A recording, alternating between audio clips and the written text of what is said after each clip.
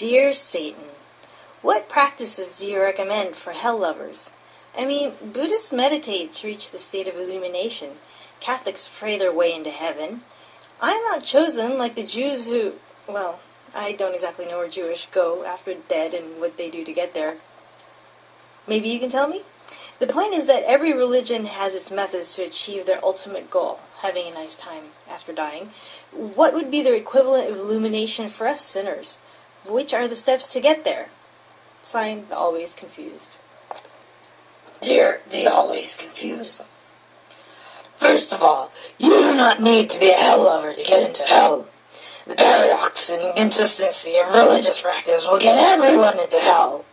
You should not be too worried because I make it pretty easy to come to hell. Unlike God, he makes getting into heaven harder than a cholo at the quinceañera party. To enlighten you a little bit about your doubts on Jews, their theology, rituals, and practices are not any deeper than Michael Jackson's voice or taste for children's cornholes.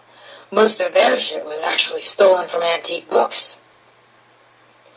Just like in the farce that is Christianity and Catholicism, the Jewish theistic history comes from a mix of polytheistic myths and legends from assorted cultures, which they have adopted or plagiarized to generate a monotheistic doctrine. These stories are as sporadic as a Mexican's beard. For instance, get your air quotes on, Let There Be Light was taken from the Theban creation epic, which is as boring as the Bible.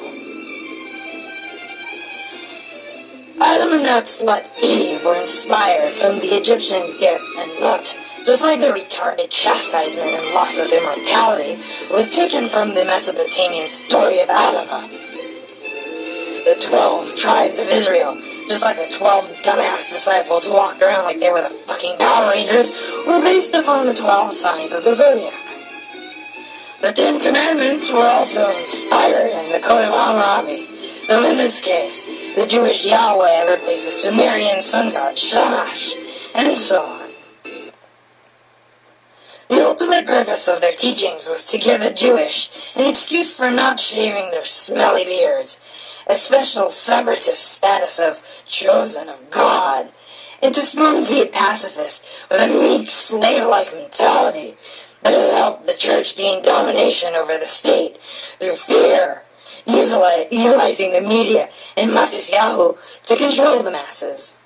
Now, I don't really know, but maybe their disproportionately large noses have something to do with whether or not they will enter the kingdom of heaven or wherever they go when they die.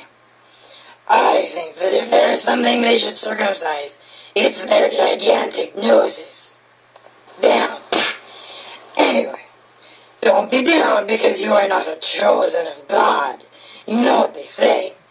If life gives you lemons, fuck lemons and drink irresponsibly. I'd suggest tequila shots, that way you can take those lemons. Anyhow, concerning how to reach a state of illumination for a sinner, the answer is obvious.